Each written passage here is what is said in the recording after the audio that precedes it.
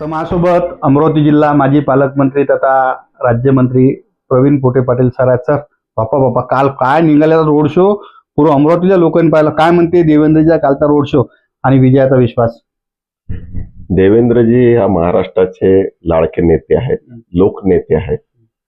लोकांना त्यांना बघायसाठी आणि त्यांचा विकास, त्यांच्या मुखातून काय विकास निघतो आहे त्या दृष्टिकोनातून लोकांनी सगळ्यांनी खूप भरभरून प्रतिसाद दिला. मला असं वाटतं की महाराष्ट्रातली सगळी चांगली रॅली त्यांची राहील असं मला अपेक्षित आहे. आणि ज्याप्रमाणे त्यांनी त्यांची रॅली झाल्यानंतर मीडियाला संबोधन केलं की अमरावतीचा विकास कुठल्या पद्धतीने असला पाहिजे ते त्यांनी त्यांच्या याच्यातून रॅलीतून झाल्यानंतर त्यांनी सगळ्या मीडियाला सांगितलं. येणाऱ्या काळात आपण जर पाहिलं तर फार मोठ्या विकासात्मक काम आपण या ठिकाणी करताना आपल्याला महाराष्ट्र सरकार देवेंद्रजी आणि त्यांच्या माध्यमातून आम्ही करणार आहे. 14च्या आधीचा अमरावती जिल्ह्याचा विकास जर पाहिला आणि 14च्या नंतरचा पाहिला, आपल्याला तुम्हाला जमीन आसमानचा फरक जाणवेल. येणाऱ्या काळामध्ये आपण बऱ्याच गोष्टी अशा आहेत की ज्या काही अंडरग्राऊंड ड्रेनेज सिस्टीम्स आहेत, जवळपास काही जुने लेआउट्स आहेत, त्या ठिकाणी रोड्स नाही आहे, नाल्या नाही आहे, काही ठिकाणी अंडरग्राऊंड ड्रेनेज सिस्टीम सोबत आपल्याला अंडरग्राऊंड इलेक्ट्रिफिकेशन करायचे आहे. काही या ठिकाणी छोटे छोटे पार्क्स असले पाहिजे. म्हणजे प्रत्येक ठिकाणी साधारणतः आपल्याला ज्या महत्वाच्या गोष्टी आहेत त्या करण्याच्या दृष्टिकोनातून आपण विकासात्मक निवडणूक लढतो आहे.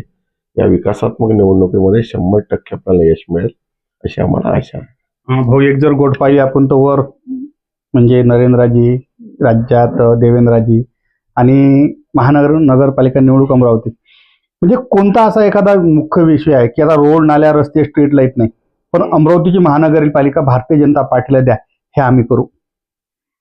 तर तुम्हाला एक सांगतो कसं आहे की आज सगळ्यात महत्वाचा विकासात्मक जर विचार केला तर अमरावती शहराचा इतकं एक्सपान्शन झालेलं आहे की आपण चारही बाजूला देवेंद्रजी फडणवीस यांनी ठरवलं की चारही बाजूला एक नवीन रिंग रोड द्यायचा आहे, जेणेकरून शहरातला जो गर्दीचा पॅच आहे तो बाहेर जाईल. हा महत्वाचा याच्यामध्ये. आणि सगळ्यात महत्वाचं असं आहे की आजही 100% अमरावती शहरामध्ये पिण्याच्या पाण्याची व्यवस्था झालेली नाही. 950 कोटी रुपये मधातल्या काळात जर आपण पाहिलं तर पर्वतामधून जे पाणी आपल्याकडे येते त्याची पाईपलाईनसाठी देवेंद्रजी सरकारने पाण्याची व्यवस्था त्यांनी केलेली आहे. आणि विकासात्मक जर आपण विचार केला तर आपल्या या ठिकाणी IT पार्क, देवेंद्रजी काल त्यांच्या भाषणातून ते बोलले, जे लोक पुण्या मुंबईला जातात अमरावती शहरातून किंवा आजूबाजूला, त्यांना ते जायची गरज पडणार नाही. अमरावती शहरामध्ये IT हब तयार होईल आणि मोठ्या प्रमाणात इन्व्हेस्टमेंट जर आणलं तर लोकांना इथेच राहायची सोय होईल, असा त्याच्या मागचा उद्देश आहे. अनेक डेव्हलपमेंटच्या विषयात आहेत. हे तो गोट झाली समजा. मग आता भाऊ थोडंसं कसं आहे, आता प्रसार माध्यमावर पाहून राहिलो लोक, ज्या थोडासा काहीतरी संभ्रम निर्माण झाला आहे. भारतीय जनता पार्टी एके भारतीय जनता पार्टी असाच प्रवीण भाऊचा लोकले सांगणं आहे काय? भारतीय जनता पार्टी हा देशातला, जगातला, महाराष्ट्रातला, अमरावतीतला मोठा पक्ष आहे. भारतीय जनता पार्टीला कोणाची कुबड्याची गरज नाहीये, कोणाची कुबड्याची गरज नाही. कारण नरेंद्र मोदी वरती केंद्रात आहे, महाराष्ट्रामध्ये देवेंद्रजी आहे. आणि अमरावतीचा किंवा आपल्या विदर्भाचा, महाराष्ट्राचा किंवा देशाचा जेव्हा आपण विकास म्हणून, रोड म्हणून पाहतो तर रोड पुरुष आपल्याकडे नितीनजी गडकरी आहेत. आणि देवेंद्रजीचं काम सर्वसामान्य माणसांना आहे, म्हणजे महिलांपासून तर सिनियर सिटीजन पर्यंत सगळ्यांना माहिती आहे. त्यामुळे सांगायची गरज नाही, आम्हाला कोणाचीच कुबडीची गरज नाही. लोक म्हणतात ते कसं कवड्यात म्हणतो ना आपण, तसं सगळं चालू झालेलं आहे. कवड्यात मिक्स करायच्या आणि लोकांना कन्फ्युज करायचा. पण भारतीय जनता पार्टी हे एक भारतीय जनता पार्टीचा, आम्हाला कोणाचीही गरज नाही, आम्ही सक्षम आहोत. हे तुम्हाला आपल्या माध्यमातून सांगतो. आपल्या माध्यमातून मी हे सुद्धा सांगतो की आमचे जे उमेदवार आहेत त्यांनी सुद्धा अजिबात घाबरून जायची गरज नाहीये. घाबरून जायचं विनाकारण कुठेतरी ट्रोल होणं किंवा कुठेतरी त्यांना प्रेशराईज करणं असं बिलकुल नाही आहे.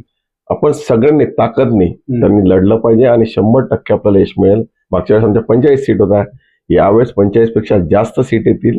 मला असं वाटतं जवळपास 55-60 पर्यंत सीट आमच्या जायला पाहिजे.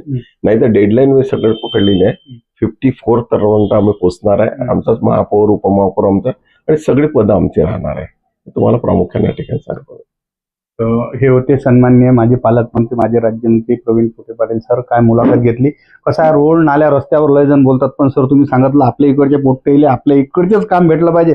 म्हणजे घरच्या भाकर तुकड्यावर पोरं जर इथं हाताले काम भेटलं ना तर लय महत्वपूर्ण घडून शहराचा विकास हा नक्की होईल. पण विशेष म्हणजे या ठिकाणी रोजगार केंद्र जर तयार झाले तर आपल्या इकडचे पोरं इकडेच काम करतील. सरने एक शब्द मोठा खाता सांगायला, आम्हाला दुसऱ्याच्या कुबड्याची गरज नाही. जो कॉन्फिडन्स दिसून आला, ज्या पद्धतीनं सर सोबत या ठिकाणी भेटायला लोक येऊन आले, भारतीय जनता पार्टीचा या ठिकाणी महापौर नक्की होईल असं सरने एकदम कॉन्फिडन्स सांगितलं आहे. आता लवकर निवडणूक काय राजे वातावरण गरम होऊन आलं, ते सारं वातावरण तुम्हाला फक्त पाहायला भेटणार आपलं चॅनल गावरान 90 वर.